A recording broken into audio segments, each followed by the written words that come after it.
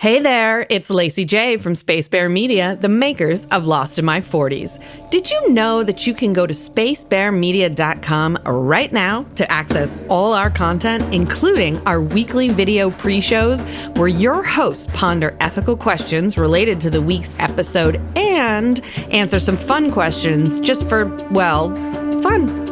Speaking of fun, if you have it thanks to our content, please consider rating or reviewing Lost in My 40s on your favorite app, or recommend us to a friend who loves Lost.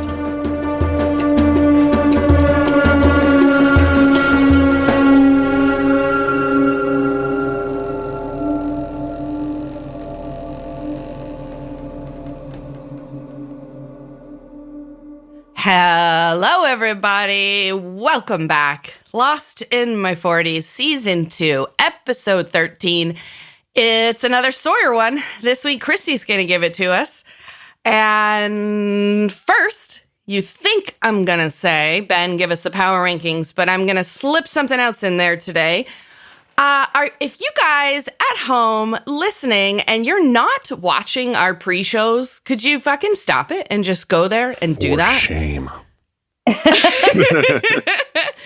Look, there's all kinds of fun things going on in the pre-shows. They were a little wonky in Season 1. We've gotten better in Season 2. They're a whole lot more fun, more of a format. And we talk about ethical questions. We talk about hilarious, fun questions, about like what kind of liquids you might want to lactate. You guys missed that in Season 1. And I'm just saying, like, they're fun. We make corrections. We chat about current events. Just come to the fucking pre-shows. I don't know what else to tell you.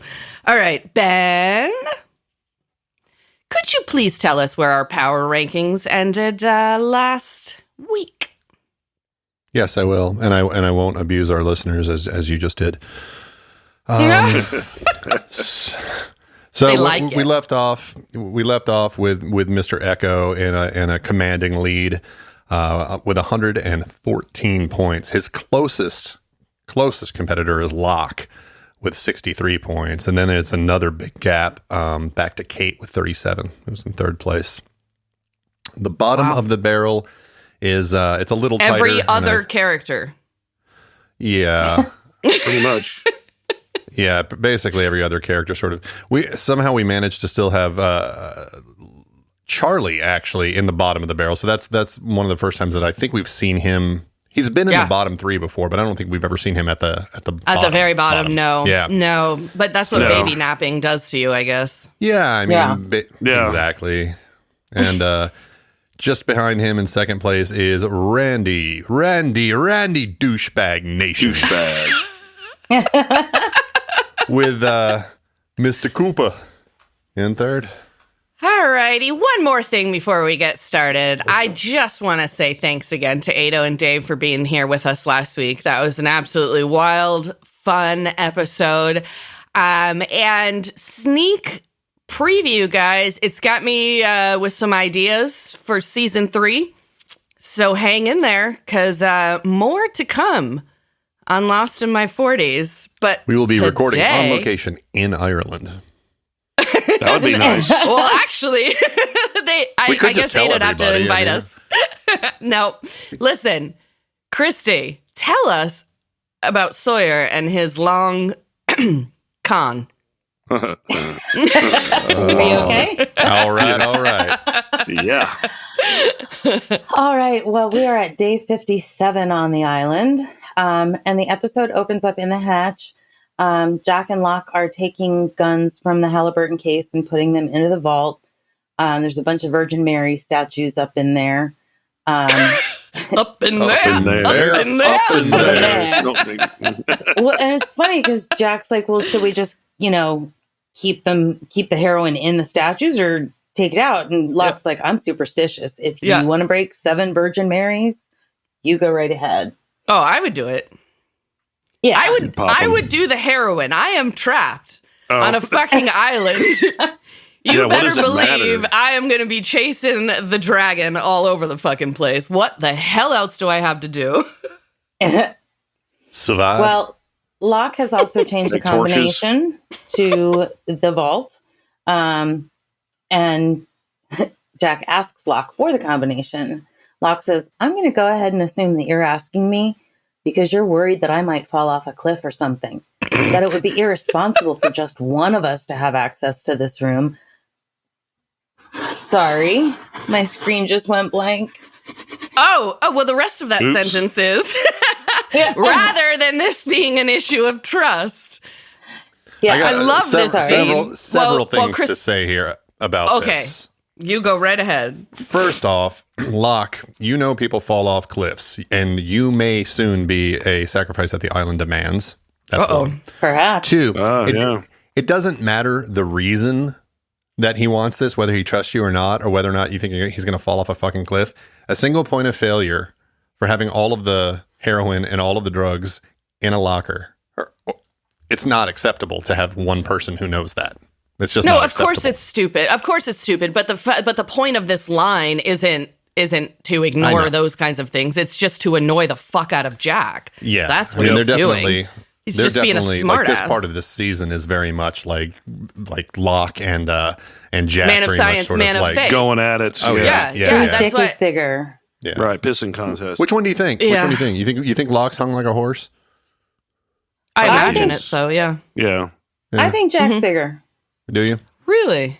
Yeah. It would make sense. He's kind of the golden boy. He's probably walking around with a big old giant schlong too. Yeah. Might be why Christian's jealous. You're a better man than me, Jack.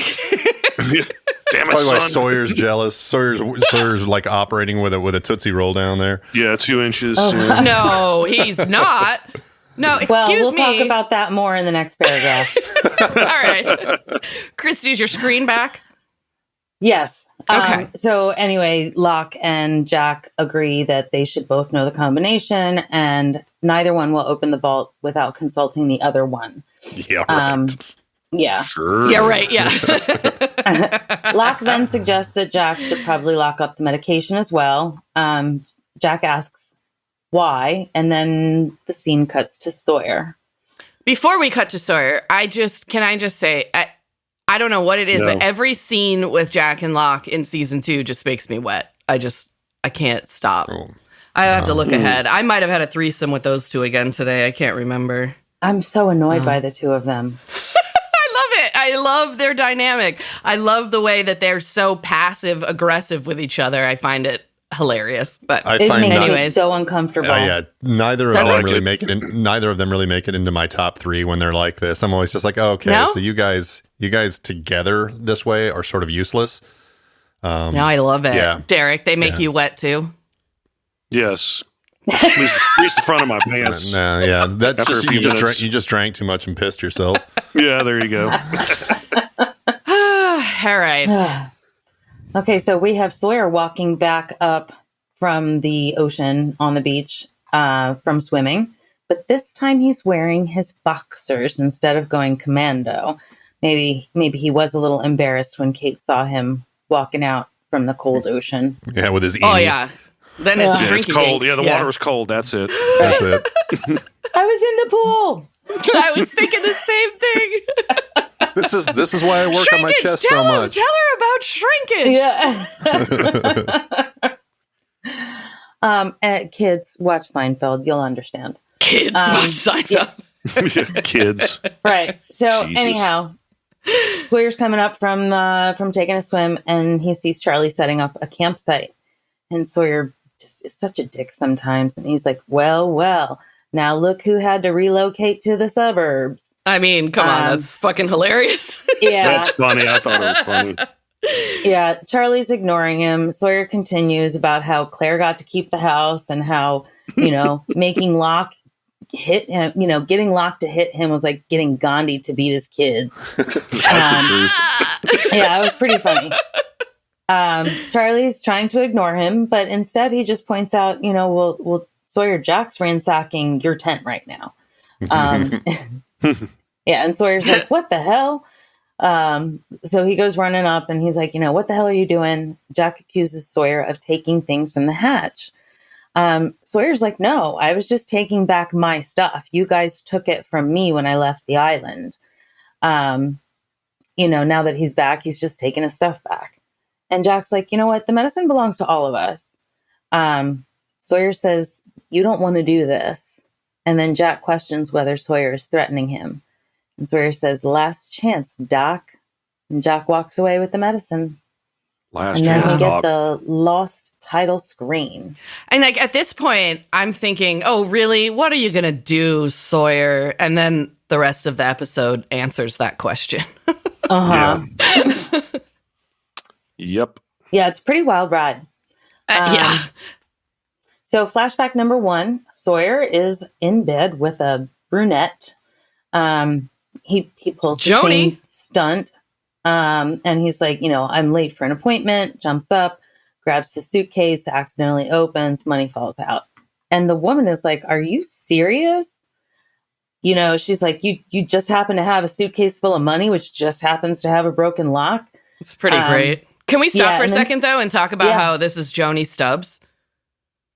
We can. From Deadwood. We can. Yeah, I mean, her real name is what? Kim Dickens.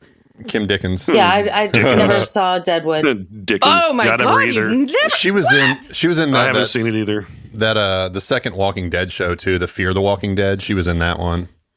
Oh, she was. I couldn't even get through a half a season of that show. I watched two seasons and I gave up on it. Yeah, I was kind of the same way. I didn't really get into it when they were on that damn yacht forever. But Deadwood is my favorite show of all time. Yeah, so it's heartily recommended. Okay, I'll have to watch it then. Don't be shocked when Space Bear Media does a Deadwood podcast. Oh my God.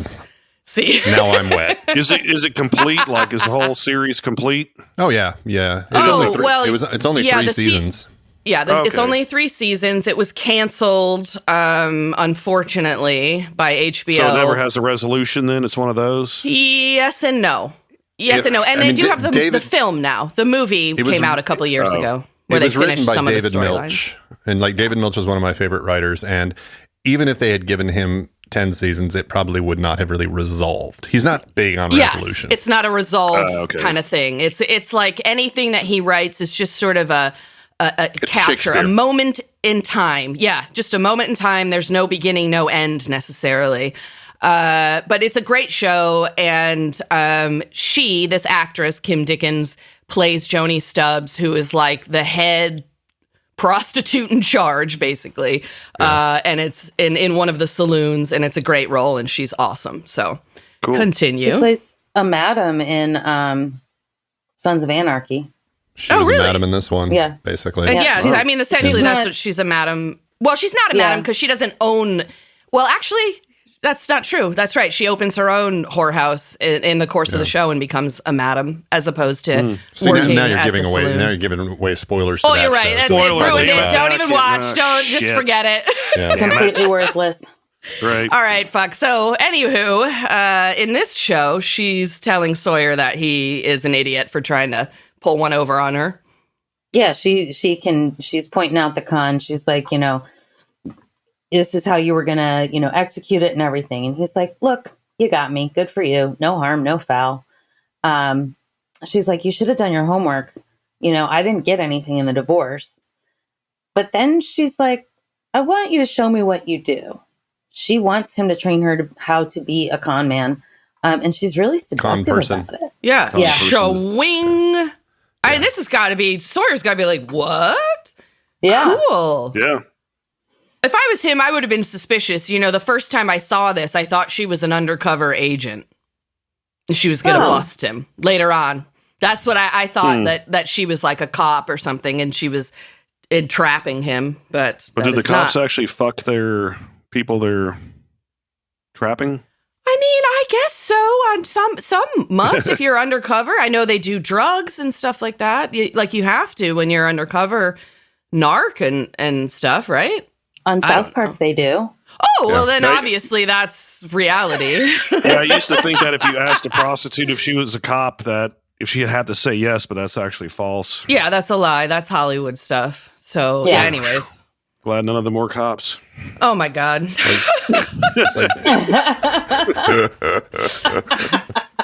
Nothing wrong with going to a prostitute. Those people are fucking heroes. All right. Just a ride down Harry Hines Boulevard. That's where they are. Mm-hmm. They pull up next to you in Dallas? a Lexus and say, hey, boys, you need a date? Oh, I tried to get Ben to go into a hooker with me. I shouldn't even say that. I think that's outdated into term. A hooker? No, yes, but no. Head first. When we were in Amsterdam, I wanted to go in one of the windows. I wanted to know what it would be inside. I didn't actually get the service, but I went in there. She pulled me in there. Yeah. Oh, wow. Really? Yeah.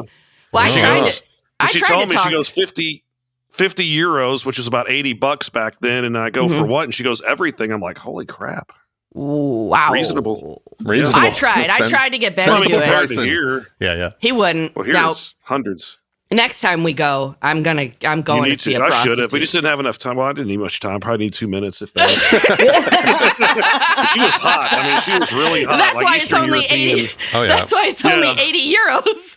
Because there's 2 strokes and you're done. Yeah. Plus, they're on the metric system over there. You're right. What? All right. Fuck. Sorry, guys. We can keep going now. All right. Yeah. So, back on the island, Sawyer is putting his tent back together since it's all been ransacked. And Kate walks by and she's like, I like what you've done with the place. He tells her that the maid has the day off. And she mentions that Jack took Sawyer's pain pills. And he said, well, that's just one less Christmas card I'll have to send this year. I can't take it. Yeah. She tosses him a magazine called Elegant. That's clearly from the 70s. And she tells him that it's from the Hatch. And, it's just to cheer you up. And he's like, well, I need you to read it to me because I lost my glasses. So she sits down and she starts to read 10 ways to tell if he's a sensitive man. This scene's pretty cute, actually. I like their chemistry. The actors are great together in this scene. Yeah. But then Sawyer gets gross. Well, that's what Sawyer does. By and that's he Sawyer, says hello. Yeah. Exactly. Sawyer implies that Locke is doing Claire. And Kate's like, no, she asked him to sleep nearby. Not everyone is like you, Sawyer. And then he mentions Jack and Ana Lucia's revolution and how he wasn't invited. He calls them El Jacko and Ana Lulu. Does he? Oh, El Jacko. El Jacko and Ana Lulu. I'm not sure why, but that's the nickname. Yeah. He was having a bad morning with the nicknames, I guess. Yeah. Slacking. Yeah. So he mentions their revolution and how he wasn't invited, and Kate looks confused, and Sawyer says, what? You didn't hear about their little army? I guess I'm not the only one on the outs with the doc. Uh-oh. Yep. Stirring the shit. Yeah. So the next scene, we've got Saeed shucking coconuts on a stake, and he is like taking out all of his rage on these coconuts. Yeah. Go ahead. No, I was just saying, like in his head, I can hear him just like, Shannon, why? Yeah, absolutely. Yeah. Hurley comes up behind him and he's like, hey, you're going to put the lime in the coconut, drink them both up?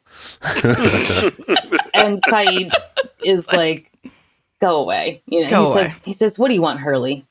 Hurley tells him that Bernard picked up Boone's signal in the Norwegian plane. Nigerian. Norwegian? Yeah. Saeed corrects him and says Nigerian. The Norwegians and the Nigerians, very closely related countries. It's like the same thing. Basically. Yeah, right. Mm-hmm.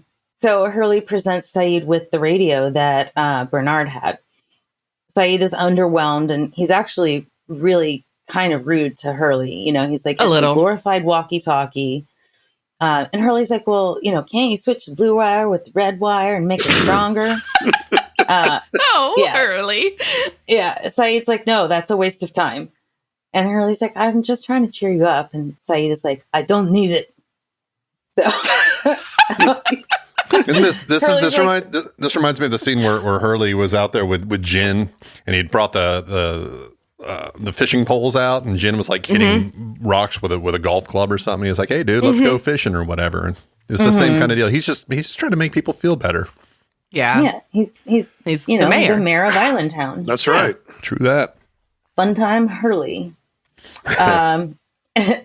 So, Hurley's like, all right, whatever. I'm walking away. But then he did leave the radio sitting there for Saeed. And I've got to say something. Get back to fixing things, Saeed. Yeah. Just get back. Shannon's gone. Become useful again. Gone. Yeah. Like let's move on with it. Goodbye, bitch. Get to work, Saeed. Come on. At the end, she was not a bitch. Nope, she was dead, so she couldn't be one. Man. So speaking of bitches, Anna Lucia is catching up with Jack in the jungle. She is not a bitch. I'll take some of that. I like the character.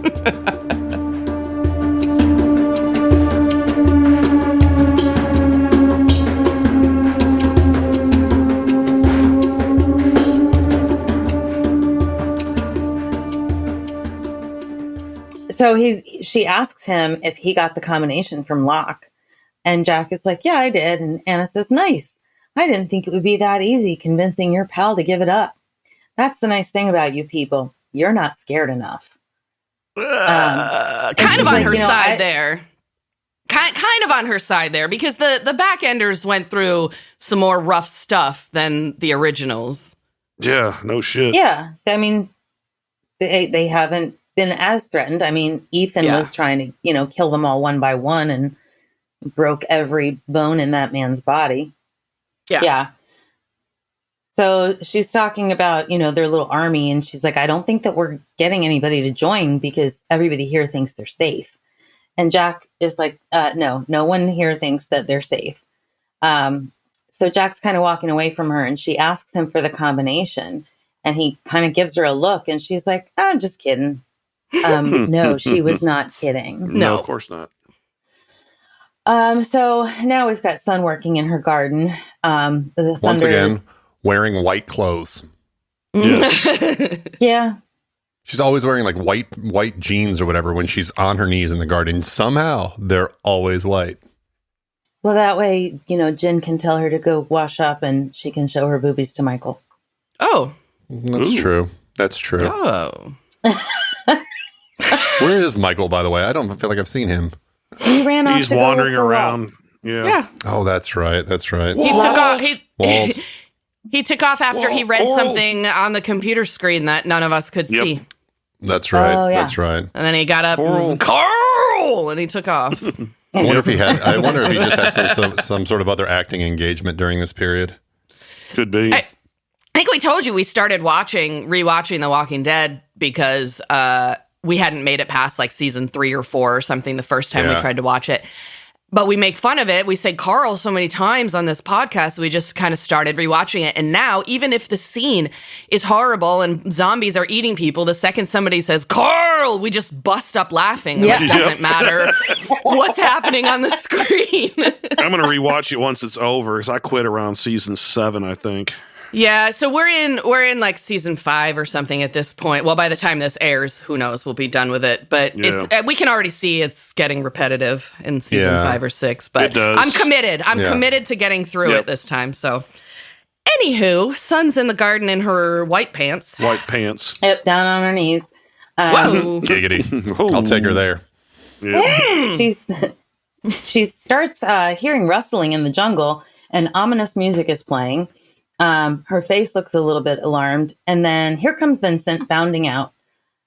She's like, oh, Vincent, what are you doing here? She's clearly relieved that it's only the dog. And you know what? I know Vincent is kind of chubby for a dog that's running around on a deserted island. Yeah. Probably eating all the boars. Yeah. He's also not on the leftovers of the pilot. Yeah. He's also not a he. I don't know if you can ever see it, but it is a female dog. A fat female dog. Yeah. So, Vincent runs off again. The sky starts to roar, and it just opens up and pours down on Sun. I love rain like suddenly, that. Yeah. Tropical rain like that when the sky just opens. I fucking love it. Yeah. It's pretty great. So, suddenly a bag is covering her head. Her wrists are quickly bound. She's kicking and screaming, and she's dragged away into the jungle. We have Sawyer and Kate sitting outside of Sawyer's tent. He scrambles to get underneath the tarp when the rain starts, and he's like, Freckles, come on. And she says, I like the rain, but he drags her under the tarp, and Then they hear screaming, and Kate says that's Sun. So the two of them take off running. Sun is found unconscious on the ground, bound, but no bag on her head. And Kate's like, she's breathing. Sawyer screams at her to go and get Jack. So Kate runs off to find Jack, and Sawyer carries Sun back to camp. Locke is there, and Sawyer carries Sun to her tent. A crowd starts to form around the tent. Jack arrives and wants to know if she was conscious at all. Sawyer's like, no. And then here comes Jin running over, screaming in Korean. Jack tells Jin that Sun's going to be okay, but he needs to let Jack take care of her right now. I guess Jin understood that. I don't know. Sawyer and Kate his understanding Jack, of English seems to be very, very convenient. Yeah. Yes. Well, I also think, by this time, he must be picking up some stuff here and there, and then maybe deciphering through tone of voice, body language. I think I could figure out if somebody was telling me to chill the fuck out while I was doing something. That's probably how just most with, of his hand signals and talking with your hands a little bit. You're also right, Ben. Like there are some times where like he had a whole conversation with Mr. Echo in the jungle where they seem to understand each other. Yeah. He's kind of like Stewie from Family Guy, where like sometimes there's an understanding and sometimes there's not, just sort of depending on the situation. Yeah. But yeah, anyway. Well, with Echo, it's clear that he understands Norwegian. Yeah. So Sawyer and Kate tell Jack that they heard her scream and they found her out cold with her hands tied. And Jack's like, what do you mean with her hands tied? And Ana Lucia says, her hands were tied. They're back. They're not quite in that tone, but that's what the others are poltergeists now, I guess. Yeah. Go to the light, Carol Ann.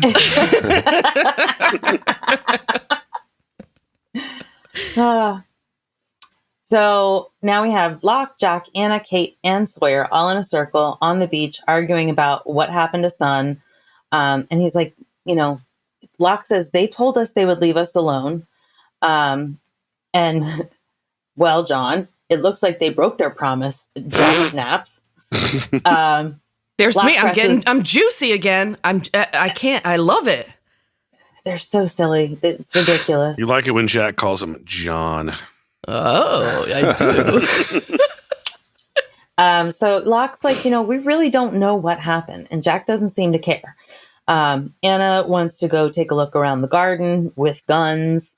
Locke is like, we're more likely to shoot each other.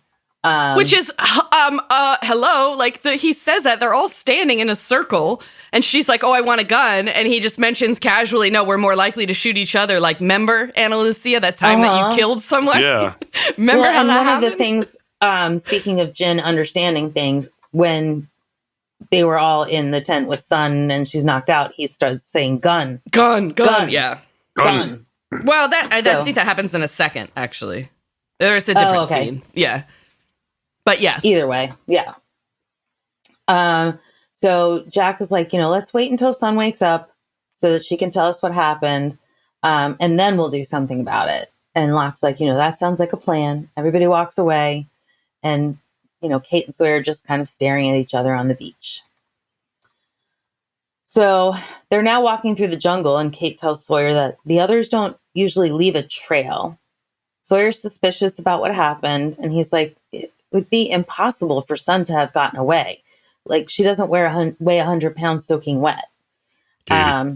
It's like the only thing she could possibly get away from would be a Hobbit. Yes.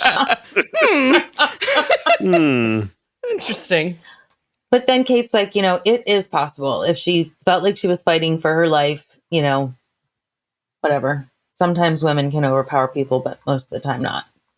I think adrenaline can make you stronger. That's absolutely true. Yeah. So Sawyer then sees the hood that was used on Sun hanging from a branch. And Kate's like, that's like the same one that they put on me. But Sawyer notices several details are different. It's wrong. Like maybe somebody tried to make it look like it was the others. Right. Yeah. And we Kate skipped over the one part where but Sawyer, after he's talking about Son only weighing 100 pounds, he says that if she and Kate were in a hot oil death match, whatever the fuck that is, that Kate, his money is on Kate. And Kate's like, well, thanks for your vote of confidence. Now I'm wondering why. I spoiler alert, Derek, but there is no hot oil death match in any of the 6 seasons. It's very upsetting. Shit. Yeah. Oh, shit, I quit. I'm done. I'm not watching anymore. Okay. He's like, shit, that was my remaining question at the end of the episode. That was my biggest question. When is the hot oil death match? I watched this entire show with a thing of lotion waiting for that scene, and it never happened. Oh, my God. Oh, damn it. I got like 6-year blue balls. Oh, all right. Wow. So, yeah, Kate is like, I don't think that any of us would go after Son. And Sawyer says they might if the goal was to con them into joining an army. Oh. Yeah. So, flashback number 2, Sawyer's writing $1,299 and $1,399 onto some price tags that are attached to some necklaces. Cassidy, the brunette from the first flashback, she's like, those chains are junk. And he says, they won't be looking at the necklaces, only the price tag. She starts to worry. He calls her Dimples. He calls her what? He calls her Dimples.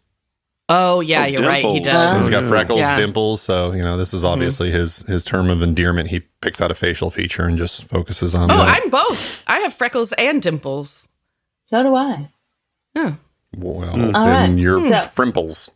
Yeah, frimples. Oh, that sounds great. Frimples. Yeah. All right, frimples. All right. So Cassidy starts to, hem and haw a little bit. She's like, what if we get caught? He's like, we won't. Sawyer puts a Band-Aid over his nose and he tells her the only thing anyone will remember to tell the cops is that a guy that looked like he'd been in a bar fight was there. So she's like, I'm a little bit scared. And he said, everybody's scared. And the thing they're scared about is missing an opportunity. Wow. So Sawyer walks up to some men. It just shows you but that mentality, and especially it is that mentality in the United States, right? He's not wrong. Like that's how one of the ways it could be so easy to con somebody is because, especially in this American culture where everybody's worried about not having the newest and the best, getting the best deal, missing that opportunity. That's like, that shit is drilled into us. And it just shows there's a guy that conned pretty much half the country. Yeah. Yeah. You mean the ex-president? Yeah. Yeah. The orange guy. That orange guy. Yeah. But it just, it shows you how that can leave you open to easy manipulation if you have that mindset. Yeah. You're trying to focus this on the United States. I think this is a human thing. Universal. I don't disagree. Thing, yes. No, I don't disagree that it's not. I mean, how many Nigerian lotteries have you won? Oh my God. Norwegian. I'm just saying there are other cultures that I think would be less susceptible to such a message, and ours I think is more susceptible. Look, but I one wouldn't time say I went to Mexico, only. Nuevo Laredo, and some guy sold me a Rolex for $20. Man, it was great. Oh my God! He had to feed his family. He told me I bought it. It was a Bolex, but it was $20. Who cares? Bolex. Wow. Yeah. He's like, it's just a genuine Rolex. I'm like, sure. Yeah. Alrighty.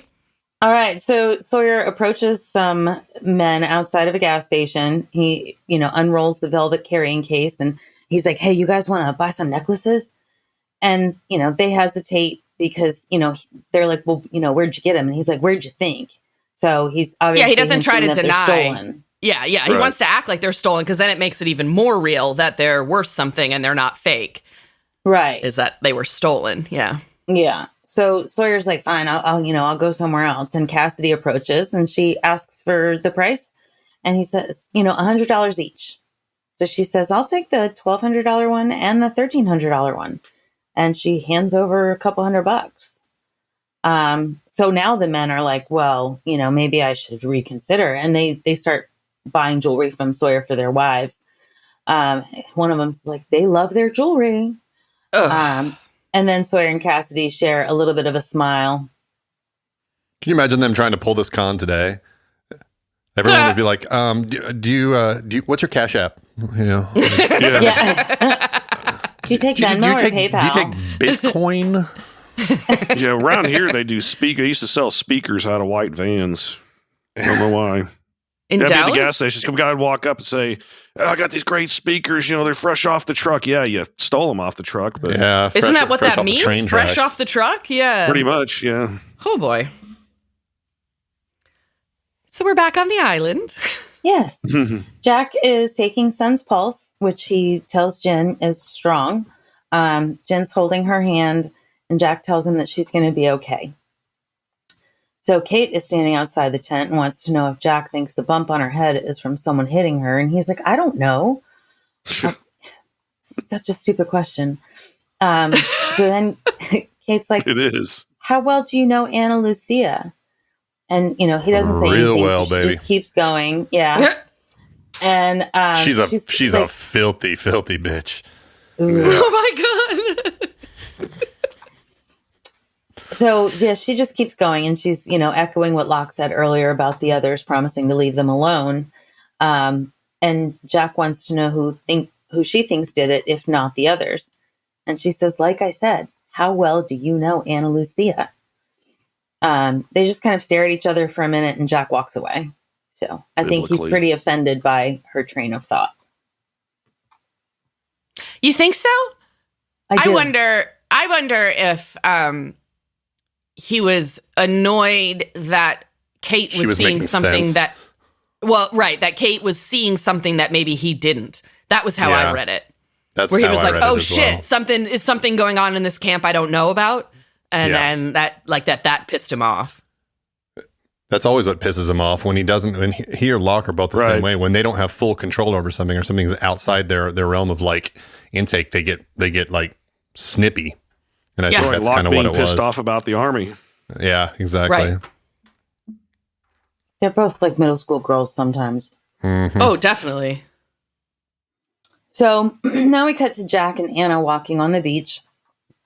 She tells him that, you know, she got the big guy that lives behind Saeed and Scott to join the army. Scott. Yeah, Jack corrects her. And he's like, Scott is dead. That's Steve. Which, like, how does Anna even know about the whole Scott Steve thing? They're just going to beat this joke until the end. Yes, they are. So, yeah. Anna says that after what happened to Sun this morning, people are more willing to join. So Jack questions, you know, where were you during the rainstorm? Topless bathing. Pooping. Both. Yeah. So she's like, you think I had something to do with Sun getting grabbed? And Claire runs over and she's like, hey, Sun's awake. So he gets to the tent, finds her sitting up. Jack asks if she's dizzy, and she tells him just a little. He asks if she remembers anything, and It's probably sunstroke. Oh gosh. Oh my God. Okay. Wow. Stroke, all right. Whoa. Come on, guys. It's not like she's wearing the blue bikini. Oh, now I'm topless. thinking about the blue bikini. Oh, yeah. Wow. So Excuse me for 2 seconds. So Sun tells Jack that, you know, the bag went over her head when it started raining and she didn't see anything. She doesn't know how many people were there. She and Jin speak to each other in Korean a little bit. And she tells Jack that she fought and kicked as hard as she could. And then she ran and she fell. They argue a bit in Korean some more. And then this is where Jin turns to Jack and says, gun. Yep. Gun. So Jin's going to take care of Sun. So I want to figure out next time we see her wearing those white jeans. I want to take stock of how white they are, because she ran. She's on her knees again in her garden, then gets attacked in the rain, goes running through the jungle and falls down in the mud. Mm-hmm. Maybe there's bleach on the plane. You know, someone brought some bleach. Yeah, exactly. Well, it's in the next to all the hatch, torches. though, they have a Yes. They have a washing machine in the hatch. There might be bleach down there. Oh, that's right. There could be, bleach there. Yeah. Yep. I don't buy it. So from a distance, Sawyer is watching, all of this go down. Kate walks up and wants to know what's happening. And he says, looks like the good folks of Island Town are about to form a posse. get themselves armed up. Anna and Kate have like a staring competition. Kate suspects getting her hands on the guns has been Anna's game, the long game. And she tells Sawyer to go to the hatch and warn Locke.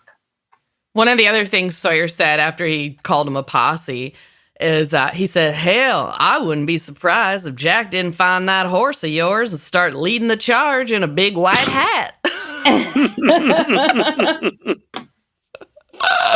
Oh, it's so great. Sawyer's got some great lines in this episode. Yeah, and Jack always does want to be the white hat guy, so. Indeed. Flashback number 3. Cassidy is in the shower and Sawyer's brushing his teeth. And she's like, what's next? What's our next con? He says, I'll teach you the pigeon drop. And she says, we've already done that one. And the Tulsa bag scam and the looky-loo. Whatever the looky-loo is. What if those are real scams? Probably are. Probably, yeah.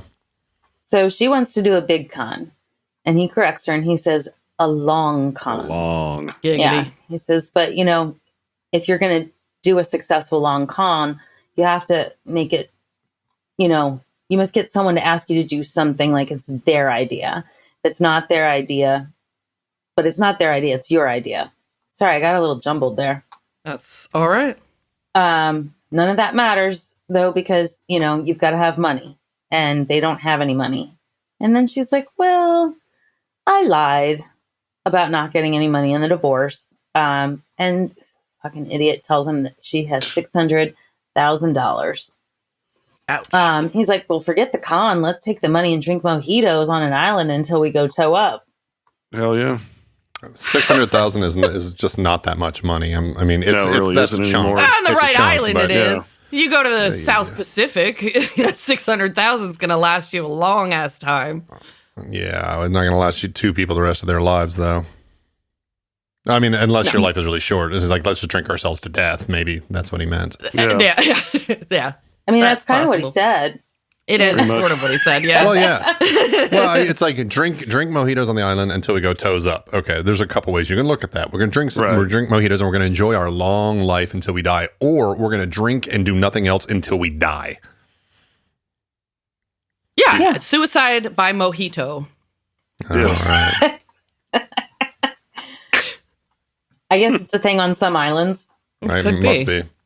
Yeah. So, but she's like, no, for the first time in my life, I'm happy. I'm having fun doing this with you. So I want to do a long con with you. And he's like, well, I'll think about it. And she's like dragging him back into the bedroom. So she's having a good time with him.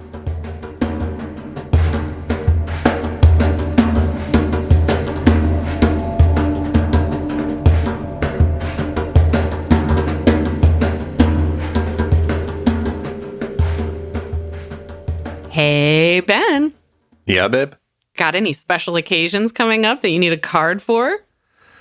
Is this a trick question? No, it's an advertisement. Is this about barbcards.com again? Bingo. So I suppose you're going to remind me that each handmade card is only $1.50. Mm-hmm. And they don't come with busy backgrounds or flowery poetry? You got it. Barbcards.com offers to-the-point communication within several different categories, including our favorite, potty mouth. And if you can't find what you want, barbcards.com can do customizations. Can I still get all of my cards for no more than $4 shipping, no matter the size of the order? You know it. Barbcards.com has got all you need. Hey, Ben. Oh my God, what are we selling now? Merch. Our merch? Yes, sir. Shirts, coffee mugs, wine tumblers, bottle openers, stickers, magnets, and more. Your choice of product and your choice of Space Bear Media graphic from any of our podcasts. Please tell me we're not making merch now, too. Of course not. We'll stick to podcasts, and Pixis products will do the rest. Thank God. I bet you have more to say, though. Sure do. Pixis Products is a small business run by a local mom, well, local to us anyway, who needed something else to do besides being a snack bitch. What? A snack bitch, also known as a mom with a young child. There's still more, isn't there? Yepers! Pixis Products works with other small businesses for supplies, art, and other collaborations at every opportunity, including ours. In fact, Pixis Products even gave Space Bear Media our own storefront on their site. You can find us at shopspacebear.com. Say what? You heard me. Go to shopspacebear.com and buy something.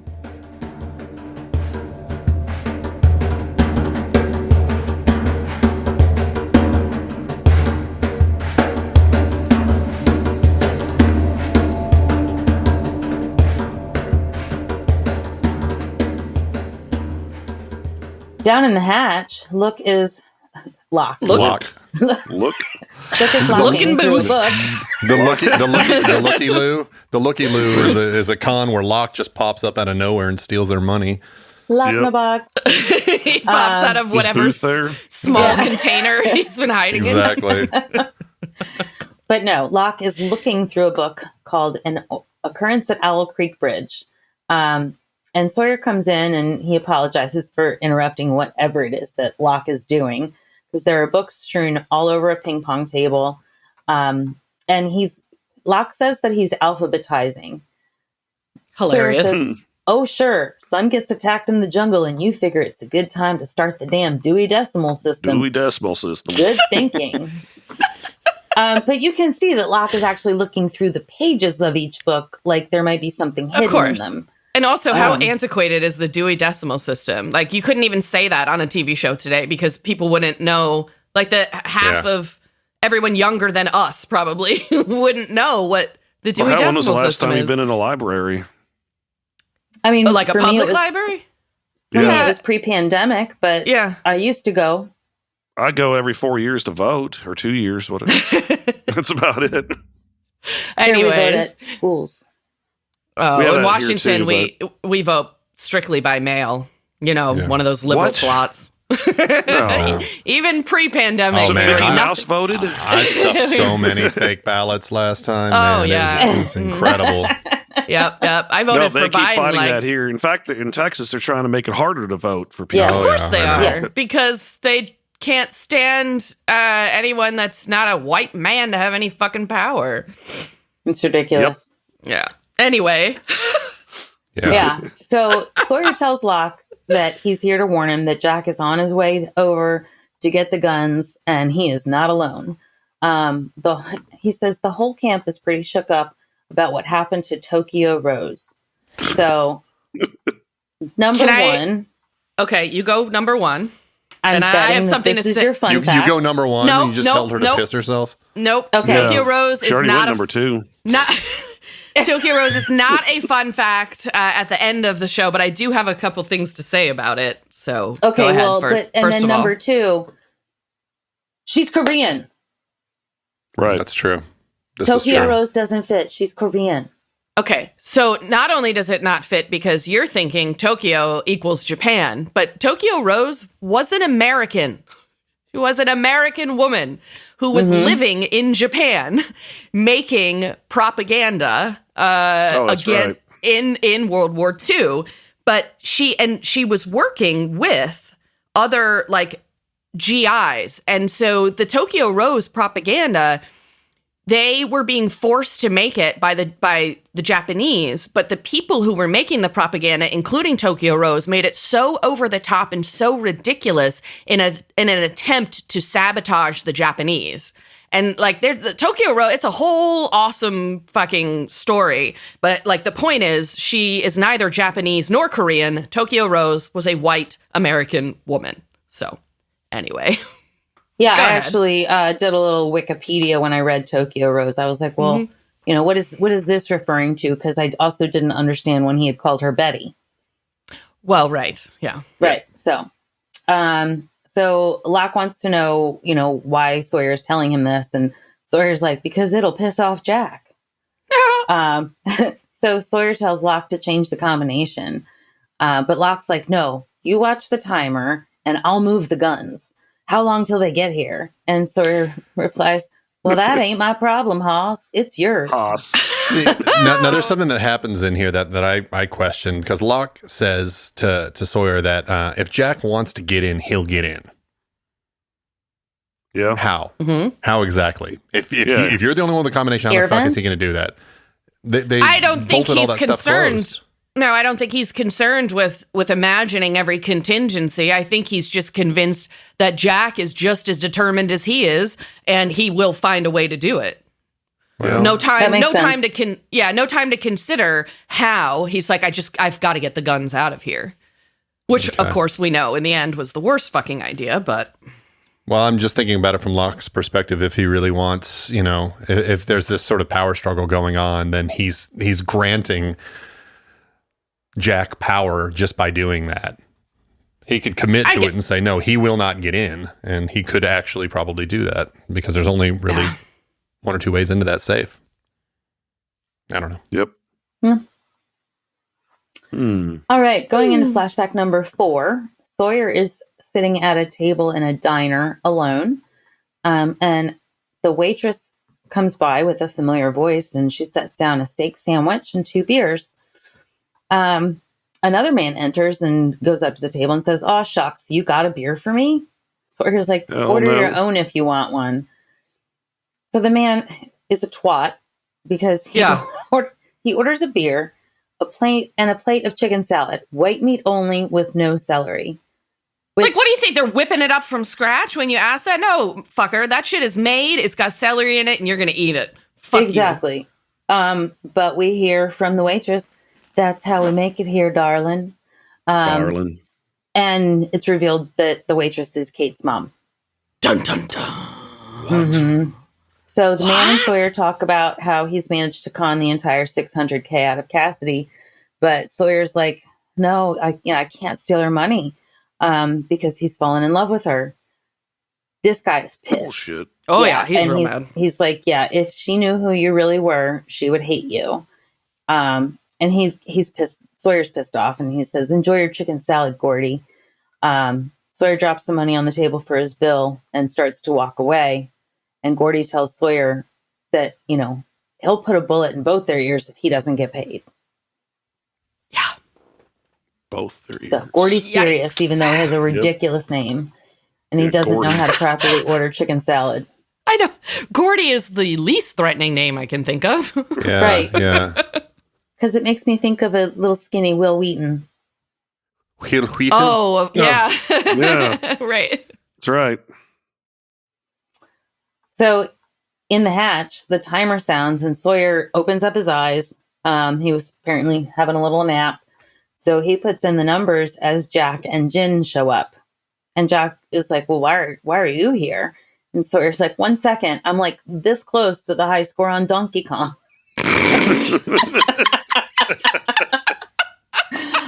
Gotta be a smart ass. Oh, God, this whole scene is fucking hilarious. The way he's just toying with Jack.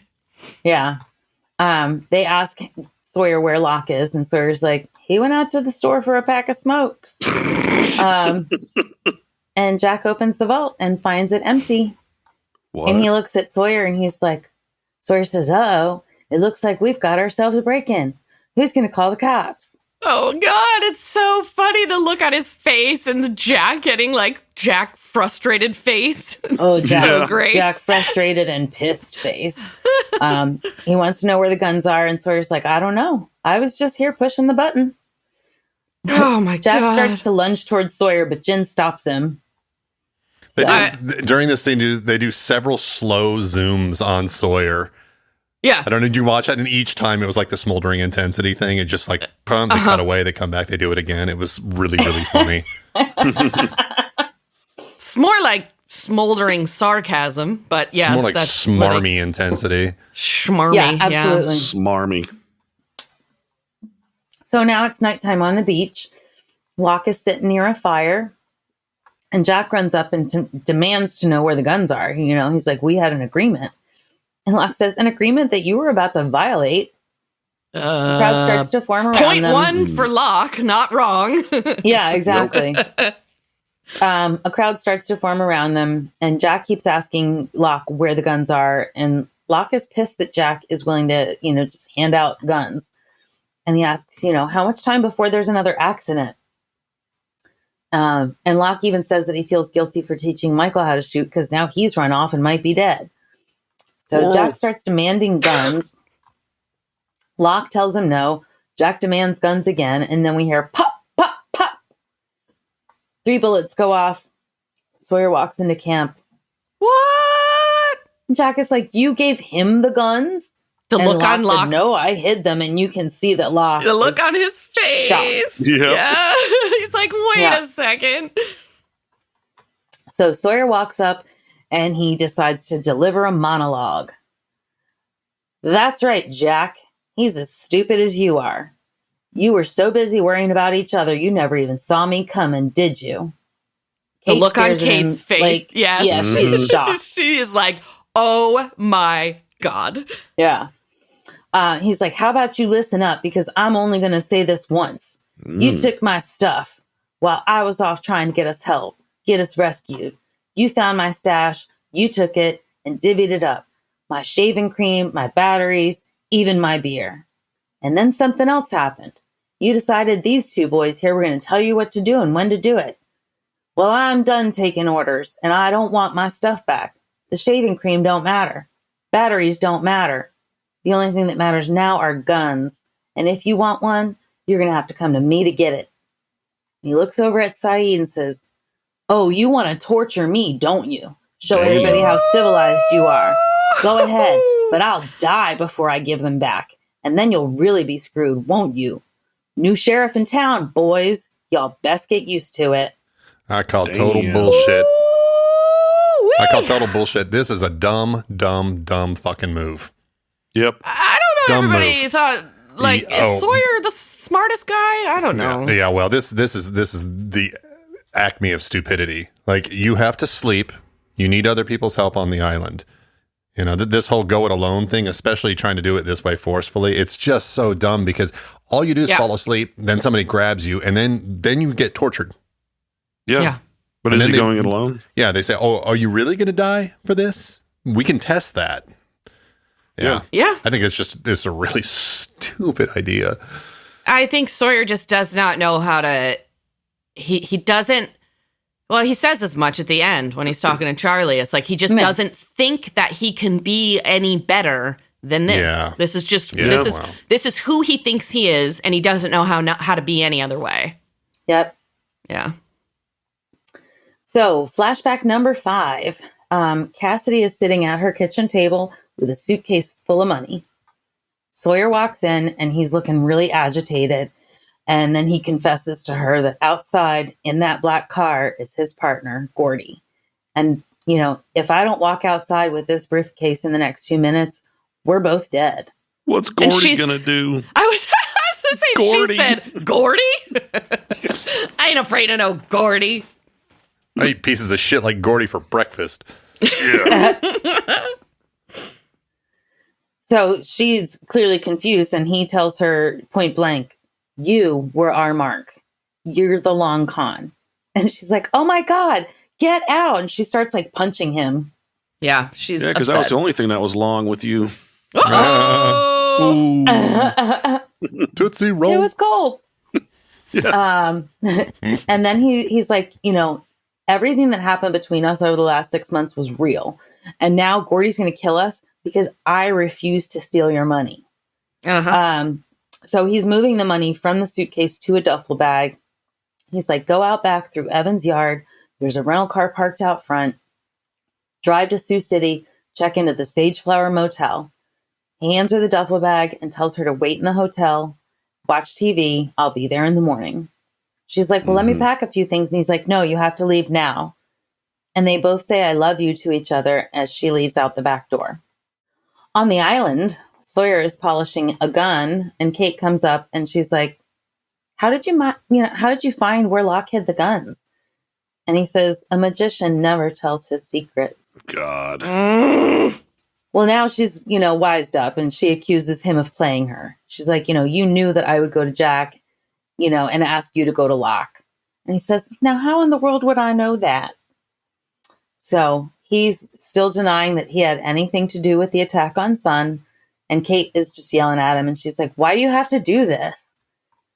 And he's like, you run, I con. Tiger don't change their stripes. Mm-hmm. So now we have Hurley sitting by the fire, and he's reading a book called Bad Twin by Gary Troop. I have this book. And I have also read this book. This book was published, quote unquote, posthumously after the author died on Flight 815. And it is published under the name Gary Troop with the idea that this person died on Oceanic 815. It's just part of the lost lore. Oh, okay. I feel like I might have read it too, but I also have a terrible memory, and it was a long time ago. So I don't know. But anyway, it's a manuscript that, Hurley had found in a suitcase. And Saeed's like, no, he doesn't care about the manuscript. He shows Hurley that he's fixed the radio. Hurley gets excited. And Saeed's like, don't get your hopes up too high. So they turn on the radio and they get static. And then he keeps turning the dial, and they briefly hear Danielle's signal.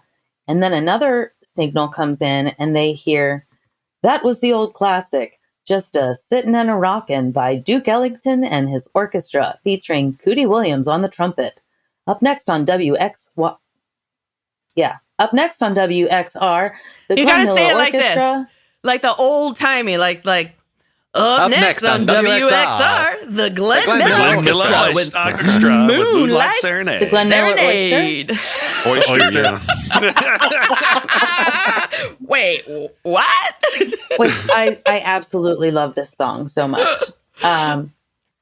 So Hurley's Where excited. Where is this coming from? Yeah, Hurley's excited because it's coming in clear, and Saeed's like, it could be 1,000 miles away. The way the radio waves bouncing off the atmosphere. Yeah.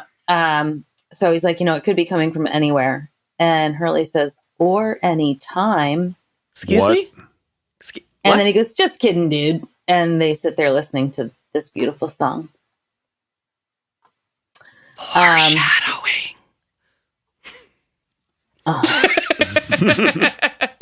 So we're in the jungle, and Sawyer meets up with Charlie. They discuss how Locke never saw Charlie following him because he was too obsessed with the guns. And a Hobbit. Sawyer offers Charlie one of the statues as payment, but Charlie declines. He's like, I did it because I wanted to make Locke look like a fool. And then he says, Sun can never find out what I did to her. Fucker. What? Yeah. So then he asks Sawyer, how could he even think of such a plan? So back to the exact moment where Sawyer was saying goodbye to Cassidy.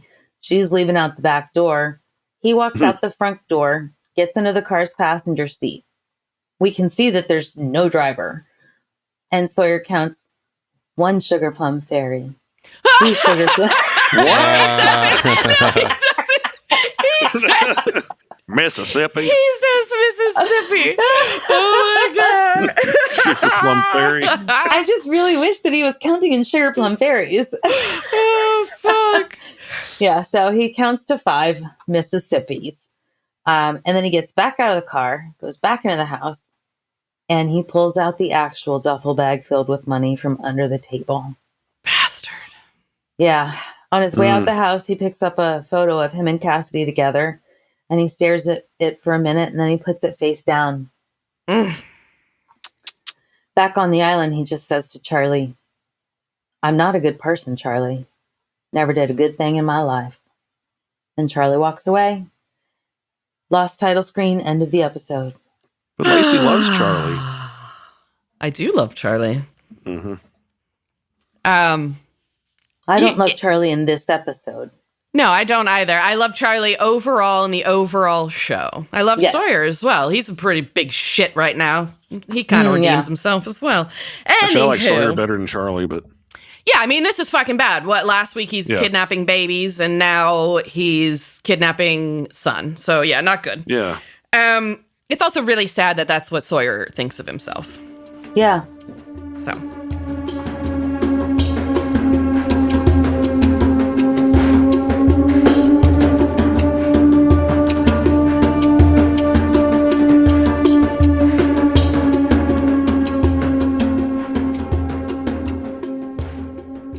Would you like some fun facts? Yes, please. Okay.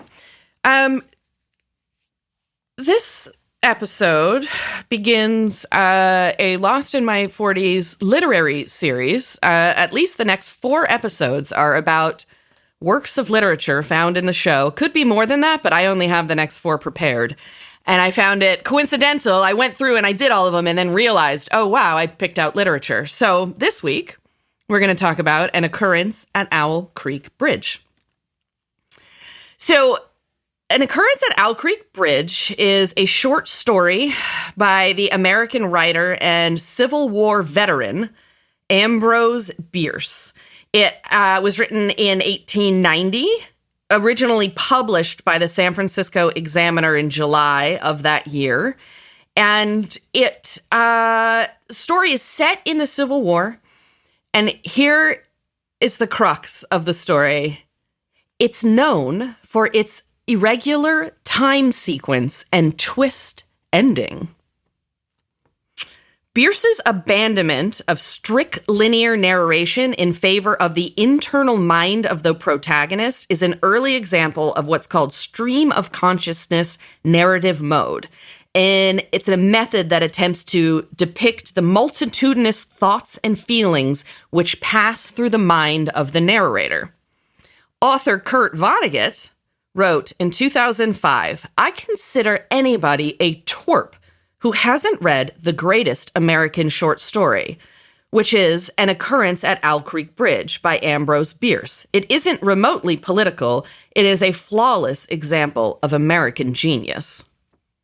So, before I tell you about the story, there are several film adaptations of the book made in the US, the UK, and France, dating back from the 1960s to the most recent version called The Exit Room, out in 2013, which was a short film viewed at the Tribeca Film Festival, where the American character is updated, where the main character is updated instead of an American in the Civil War. They are an imprisoned journalist in a fictional American future. The work was once brought to life on radio in 1956 with Vincent Price as the lead character. Ooh. Yeah. So, a few notable inspired works before I spoil the story to all of them and tell you what this story is about. 2005 film called Stay with Ewan McGregor, Naomi Watts, Ryan Gosling. 2003 film Identity with John Cusack, Ray Liotta, and Amanda Peet. Bon Jovi once told the story in the background of their 1990 Dyin' Ain't Much of a Livin' video. One episode of Black Mirror, one of the best shows to come out of the UK, is an episode titled Playtest, which tells this story. And there is also a 2010 episode of American Dad titled An Incident at Owl Creek, which also tells the story. So here's the plot. Peyton Farquhar is a civilian who is also a wealthy planter and a slave owner. He, as the story starts, he's being prepared for execution by hanging from an Alabama railroad bridge during the American Civil War. 6 military men and a company of infantrymen are present. They're guarding the bridge to carry out the sentence. Farquhar is thinking of his wife and children and is then distracted by a noise that to him sounds like an unbearably loud clanging. It's actually the ticking of his watch. He considers the possibility of jumping off the bridge and swimming to safety if he can free his tied hands, but the soldiers drop him from the bridge before he can act on that idea. There's then a flashback. Farquhar and his wife are relaxing at home when a soldier rides up to the gate. Farquhar, who is a supporter of the Confederacy, learns from him that Union troops have seized the Owl Creek Railroad Bridge and repaired it. The soldier suggests that Farquhar might be able to burn the bridge down if he can slip past the guards. He leaves, but doubles back after nightfall to return north the way he came. The soldier was actually a disguised Union scout who lured Farquhar into the trap at the bridge where he could be hanged. So the story then pops back into the present, right at the same moment where he is dropping from the bridge. The rope around Farquhar's neck breaks. He falls from the bridge into the creek, frees hands, pulls the noose away, rises to the surface to begin his escape. His senses now, he feels, are greatly sharpened, so he dives down, swims downstream to avoid rifle fire, cannon fire. Once he's out of range, he leaves the creek and begins his journey home. Travels 30 miles, walks all day and night through seemingly endless forest, and at the night, he begins to hallucinate. And he's seeing and hearing things. He's, struggling, obviously. Travels a little bit further. All he can think about is his wife and his children. Despite the pain that he's in, he arrives at his home the next morning, and finds himself at the gate of his plantation. He rushes to embrace his wife, but before he can do so, he feels a heavy blow upon the back of his neck. There's a loud noise, a flash of white, and then everything is darkness and silence. And it's then revealed that Farquhar never escaped, and the entire second section of the story, his entire journey home, was a fantasy, and his neck snaps and he dies.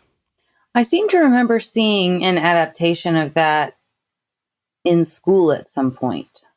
Possibly. Like I said, I only picked a few out. It's been done a bazillion times. But the point and the things that I think are really important to point out, considering where this book was found and who was reading it, is, the way that the book plays with time and the way that the book, the story tricks the reader. You don't actually know what's happening while you're reading it until the end. And I just thought that was kind of a beautiful homage to essentially what they're doing with this show as well. And that's the story of an occurrence at Owl Creek Bridge. Nice. What do you think? I thought so. Yeah, like I said, as you were talking about it, I'm like, this is very familiar. And then I remember watching it at some point in school. I don't know if it was elementary, middle, or high school, but yeah. And they may have been teaching the short story, obviously. Maybe. Alrighty. I wasn't paying attention. Yeah. Oh my God. How about let's pay attention to best and worst moments. Ben, what's yours? What do you got? The best moment was just when Hurley comes up on Saeed, and he ask him if he's going to put the lime in the coconut and drink them on up. Worst moment. Well, I mean, worst moment is when Charlie nabs son. Like, it's pretty bad, and it's also kind of dumb because it's like he's not exactly a big guy, and it's not like he's really going to be able to like pick her up and carry her while she's kicking. I'm like, yeah, that whole thing was sort of kind of bullshit. But yeah, the fact that he did that is just like, wow, I didn't like Charlie before, but man, fuck that guy. Yeah. That's tough. That sucks. It's disappointing. That's where Charlie decided to go. But I do understand his motivation. He was really pissed at Locke. I don't know why his son has to suffer for that, though. That's inappropriate. Yeah. Christy, what were your best and worst? My best moment was Hurley and Saeed as well, but it was them sitting on the beach and listening to Moonlight Serenade. Mm-hmm. And my worst moment was also very similar to Ben's. It was finding out that Charlie was the one who had hit his son for me. Instead of him actually doing it, it was finding out that he was the one that did it. Mm-hmm. My best moment, I thought, was Sawyer saying that Locke went out to grab a pack of smokes. It just made me laugh so hard. So ridiculous. So I love that. And my worst moment, I understand what Charlie did, but for me, it was Sawyer cheating his love. Like he did actually seem to be in love with her, and he just couldn't bring himself to take her with him, to not rip her off. And it's just a sad moment. It's sad for Sawyer, and then clearly he hasn't managed to get over that yet because he's still behaving that way on the island, and it's just sad. Never did a good thing in my life. Yeah. So, Derek, how about you? Where were you best and worst? Mine were the same as Christy's. My best moment was when Hurley gave Saeed the radio and they start listening to that old radio station. And the worst was finding out that Charlie was the one who attacked Jen. Son. Son. Jim whipped his ass. Oh, hell yeah. Yeah. What Knocked about him back to the Shire? What about your best and worst characters, Derek? Just keep going. My best character was Hurley. I just thought he was funny. Like, the scenes with Saeed, especially in the beginning with the coconuts. And my worst was, of course, Sawyer, just because he was just a real piece of shit in this episode. And Charlie was my second worst, just because, what he did to Son. Mm-hmm. I just think as, Sawyer was the ringleader, he's worse. Oh, that's true. You could see it that way, yeah. What about your fuck and your kill? I'm going to fuck Cassidy. Mm-hmm. Because she, looked real good, and I'm going to kill Charlie. Okay. Ben, what are your rankings this week? Pretty similar, actually. Hurley was my best. Saeed in second. I like to see him back on the hobby horse. Playing around with electronics, being useful. Being useful again. He's not just shucking coconuts at this point. And then third best was Locke. For worst, Sawyer was the worst. Charlie second worst. I didn't have a third because I thought everyone else paled in comparison to them, and I didn't really feel like grabbing someone like Gordy because that guy doesn't even need to be in the rankings at all. I'm gonna fuck Cassidy because I've always had a crush on Kim Dickens. I think she's great. Yep. And she's got a great mouth. She's got a great voice. Mm-hmm. She does have a great voice. Yeah. And I'm going to throw Charlie off the bridge at Owl Creek. Nice. Yep. Christy, how about you? So mine are wildly different than the rest of you guys. My top three are Son, Jin, and Vincent. Oh, okay. I had a hard time finding a top three this week. Yeah. And my bottom three are Sawyer, Jack, and Locke. The whole Can you Jack and explain Locke, Jack and Locke? my dick is bigger than yours bullshit is it. I don't care for it. I can imagine your favorite scene in this. Just because you're such a bitch. Huh. All right. I imagine your favorite scene would be, Christy, your favorite scene would be like Locke and Jack fighting with each other with Anna Lucia just going, fight, fight, fight, fight. Oh, my God. Yeah. In hot oil. Uh-oh. Hot oil death match. That's going to make Lacy wet. Yep. Juicy over here. So, moving on to fuck and kill, I'm going to have a fuck with Cassidy and Sawyer. Just let me get right in there. That's me too this week. Yep. Big surprise.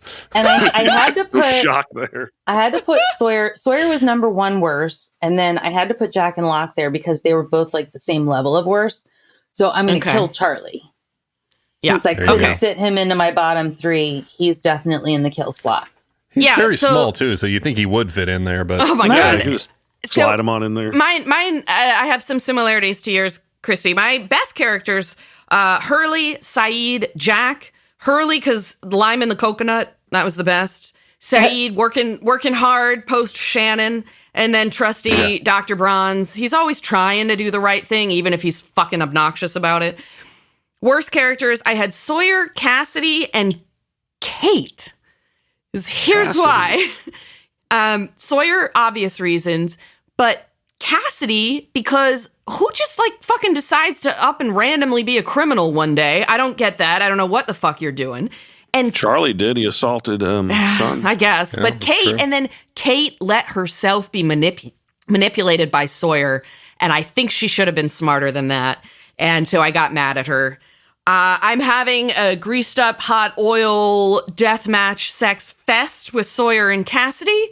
And I also killed Charlie because he wasn't in my bottom three, but he deserves to be killed this week. So Charlie was summarily executed this week by us. Two of my faves, Charlie and Kate, I had in the bottom.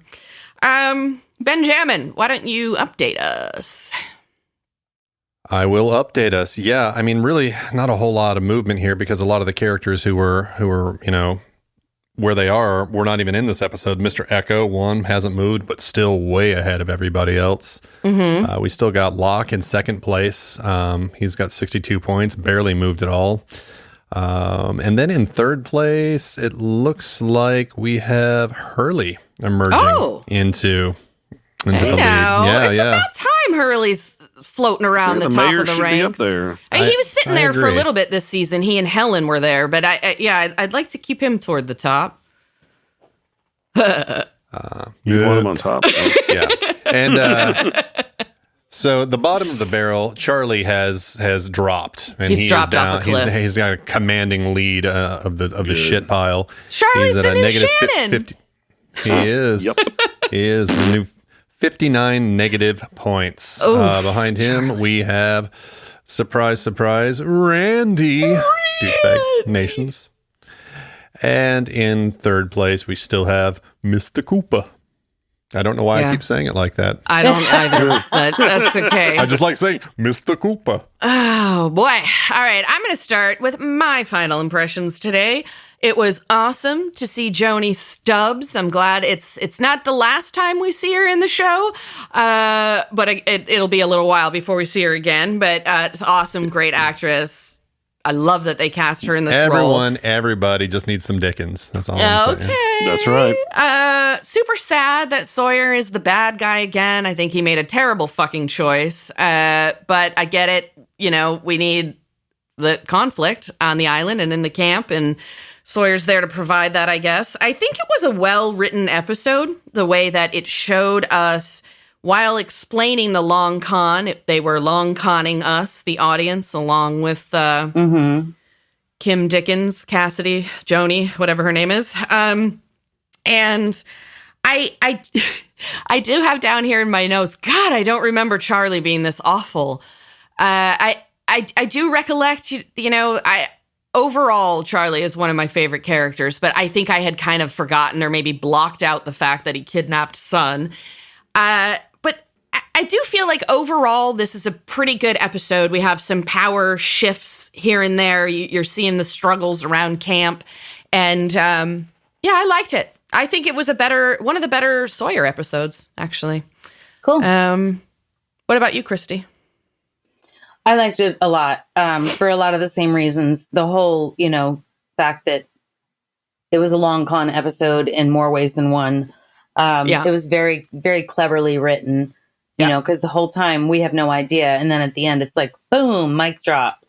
I kept thinking, like I said earlier, I kept thinking the mic drop was going to be in the flashback and she was like going to be a cop or something. But the mic drop was on the island and didn't see it coming. Yeah. And I remembered the whole interaction between Sawyer and Cassidy. Once Cassidy was in this episode, I was like, I remember what happens in the flashbacks. Mm-hmm. But I had forgotten completely what had happened on the island in this episode. So I did still get, the surprise twist at the end. Right. Benjamin, how do you feel about the long con? I did not like this episode one bit. I appreciate the sort of, weaving the long con in the kind of historical tense with what was happening on the island. But at the same time, I think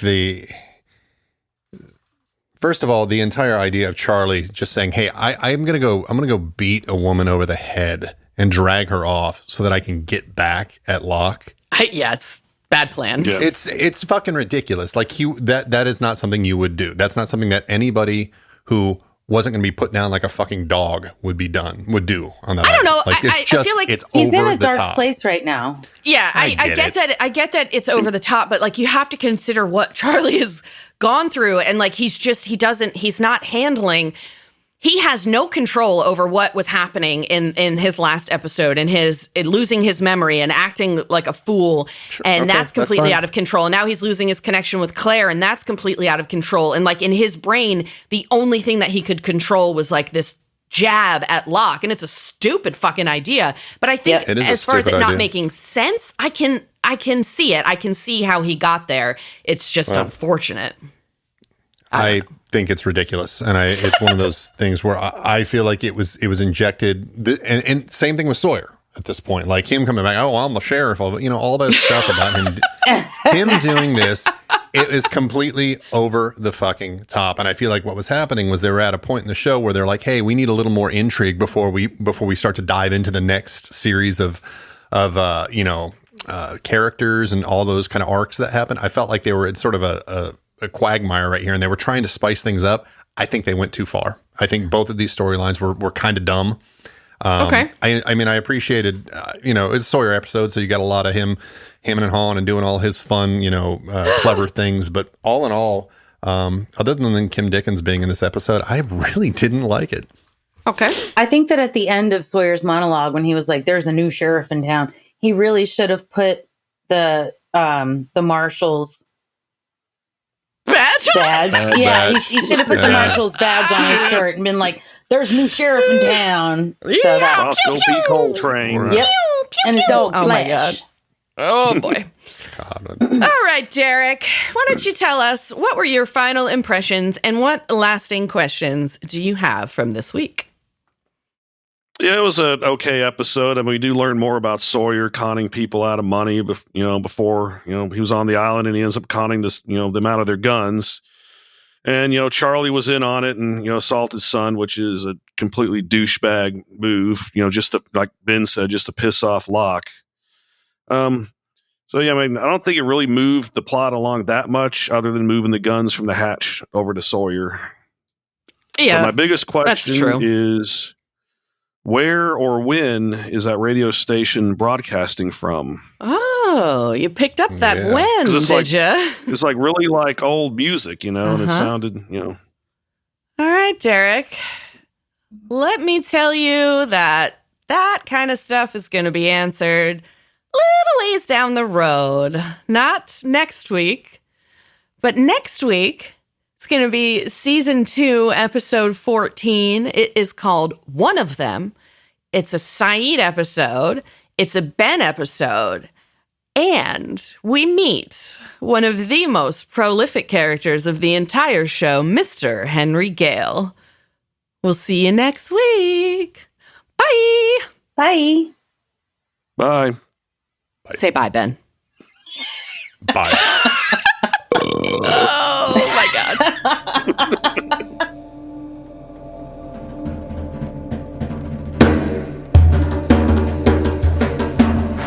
Lost in My 40s is a Space Bear Media production. Executive produced and edited by me, Lacy J. Sound engineering, editing, and original music by Benjamin Trimp. Like and follow Lost in My 40s on Facebook to interact with your hosts. Plus, follow Space Bear Media on YouTube to watch our episode pre-shows. You can also find us at SpaceBear_media on Instagram and Twitter. Or come to our website, spacebearmedia.com.